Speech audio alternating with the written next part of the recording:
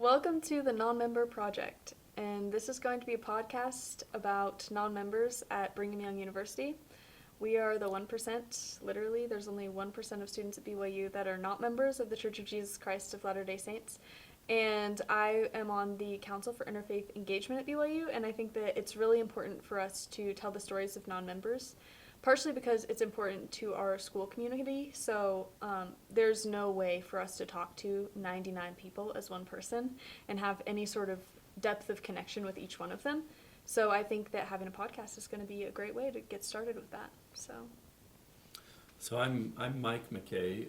I'm also on the Council of Interfaith Engagement, and I am a member of the church, but I'm a professor of world religions, and I'm eagerly supporting this podcast. There's so much that we can learn from non-members who go to BYU, who end up being probably our very best interfaith participants.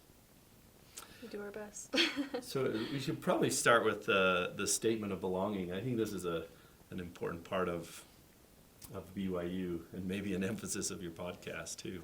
Yeah, so BYU's Statement on Belonging has come out in the last year. As of now, we're recording in 2023.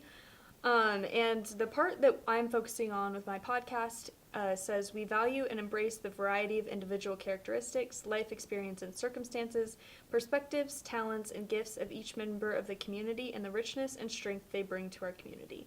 And it references 1 Corinthians 12 through 27.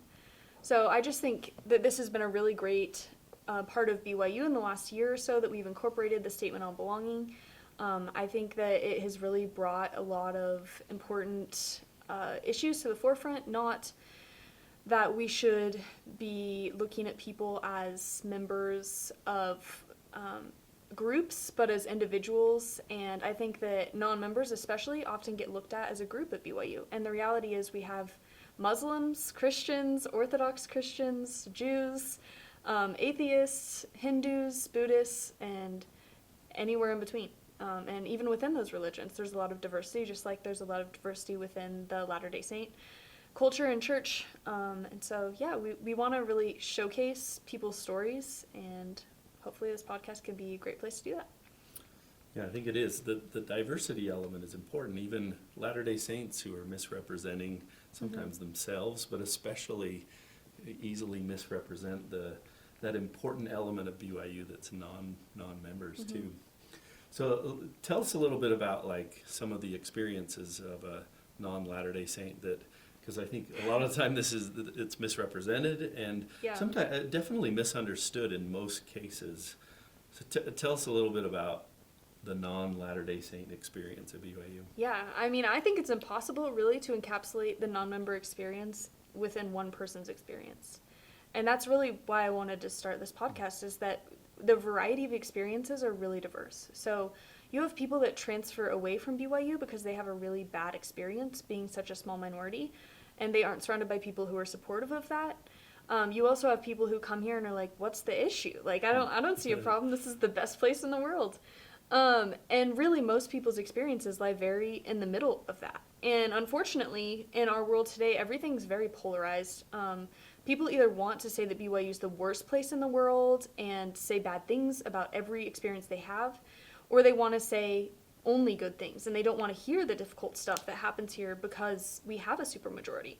And many of those things are true, just because in any place where you have a supermajority that's 99%, you're going to have issues that come with that. It's not necessarily the fault of, it's not necessarily the fault of the church. It's not because they're Latter-day Saints, but the problems that do come are often specific to the Latter-day Saint culture, just because that is the supermajority here. So the goal kind of is to highlight kind of the gray area where me personally and most non-members I've talked to have had very, very positive experiences in some aspects of BYU, and also very, very negative experiences in other aspects.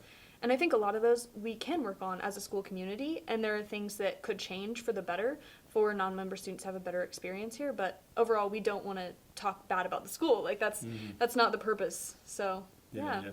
So I remember at some point, like working in the interfaith environment, we had non-Latter-day Saints up on a stage, and they expressed some of their troubles, but also some of their joys. But one of them to me that was really important, that gets to the point here, is the Like there are non-Latter-day Saints who've dated individuals, and as soon as they find out they're not interested in the church, they stop dating them, or they were no longer friends. So tell us a little bit. Like, to me, this was really important to hear, and I needed to understand that point.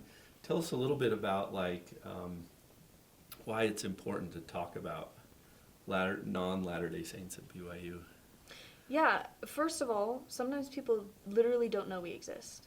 I had a conversation a few days ago with someone who I told I was the president of the Cross Seekers Club, which is essentially like a group of Protestants on campus. We also have Catholics that come and Latter-day Saints that come. It's just a Bible study, but most of them are Protestant Christians.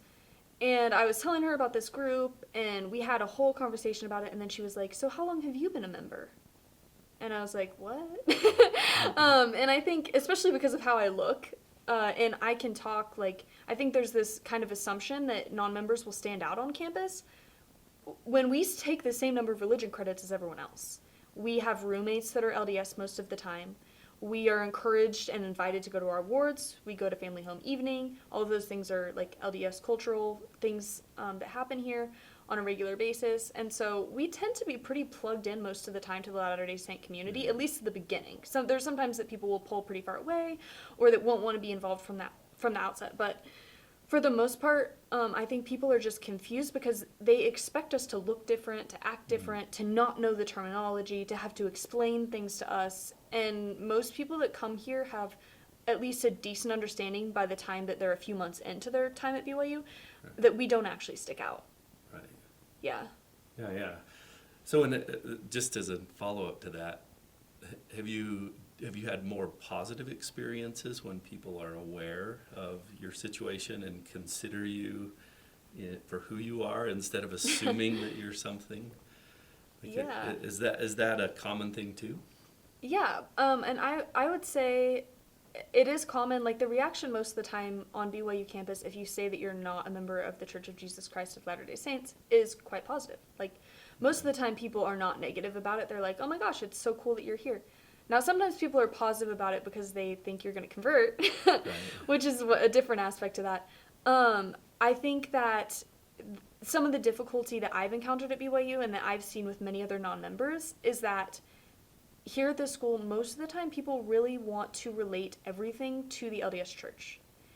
They aren't as interested in my religion. So I have people ask me on a daily basis, oh my gosh, you're a non-member? That's so cool. Why did you decide to come to BYU? And that level of interest is really nice. Like, on a surface level, I totally understand why people ask it. I don't have an issue with them asking, but I do get asked so much that I'm kind of numb to it. And, I feel like I don't give it a complete answer all the time anymore just because it's so common. It's just exhausting. But I think in the time that I've been here, probably less than 5 times has someone asked me, oh, well, what do you believe? And actually meant it. Like, not like, oh, are you close enough to my religion? But, like, actually genuinely wanting to know about what I believe. And I think most non-members, that can be the difficulty, is that we come in, we learn so much about the LDS culture. We care about it.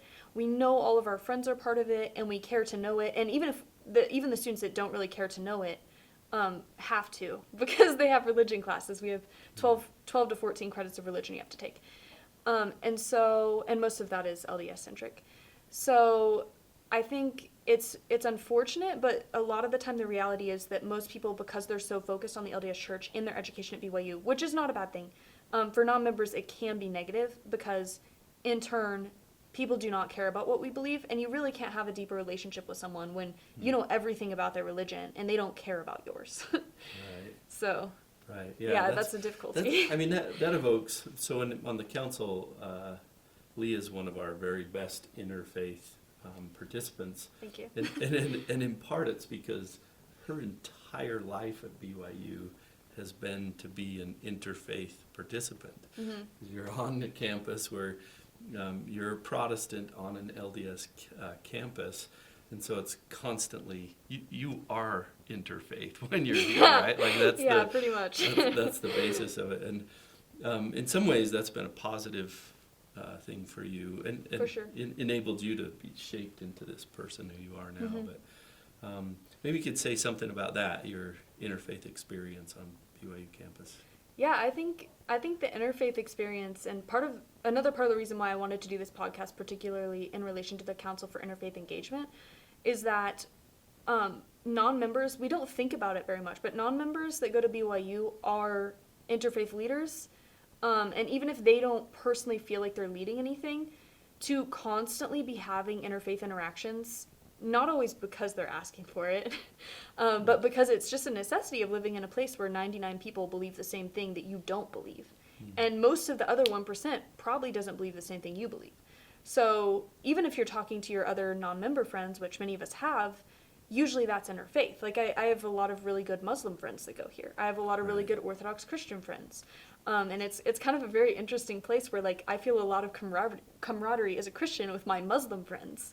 Because we have more of a similar experience than I do with my Latter-day Saint friends a lot of the time. Which is weird, because anywhere else you would say, you know, Latter-day Saints and mainstream Christians are probably closer together than Muslims and Christians. But here it's quite different. And yeah, so I think that emphasizing like the ability of non-member students at BYU to engage in interfaith conversations is really important, but more than that, interfaith relationships. Because, I mean, you don't have a choice here. You have interfaith relationships to a deep level, and I think in order to have a positive experience at BYU, you need close friendships with people that do not share your faith. And that's something that I've been really blessed by in my time at BYU, and I think it's something we could all benefit from. Not to say that every BYU student that's a Latter-day Saint should have a BYU student friend that's not a Latter-day Saint, because genuinely that is not possible. But you can have other friends in your community that are not Latter-day Saints or not part of your religion, whatever your religion is. And there's a certain depth to those relationships that I think is important for life, and even for people that don't consider themselves religious. In the interfaith community, we talk a lot about worldview. So you can be an atheist that has a completely different worldview from another atheist. And you can be a Christian that has a completely different worldview from a different Christian. And being able to talk about that without it being polarizing is really important to being able to have meaningful relationships in general. Yeah, like an interfaith ethic for a Christian aligns very well with following the second great commandment. And so in some ways, like your experience it's almost like a test case here for, what's the outcome of an interfaith ethic? Well, it's the environment where you get to have some of your best friends as Greek Orthodox and Muslims. So you can see this comes very much full circle where, like, obeying the second great commandment is a powerful ethic that is interfaith based. And it's probably very difficult for a majority religion like Latter-day Saints at BYU, but it is that moment where we get to find out what it's like to follow the second great commandment. So yeah,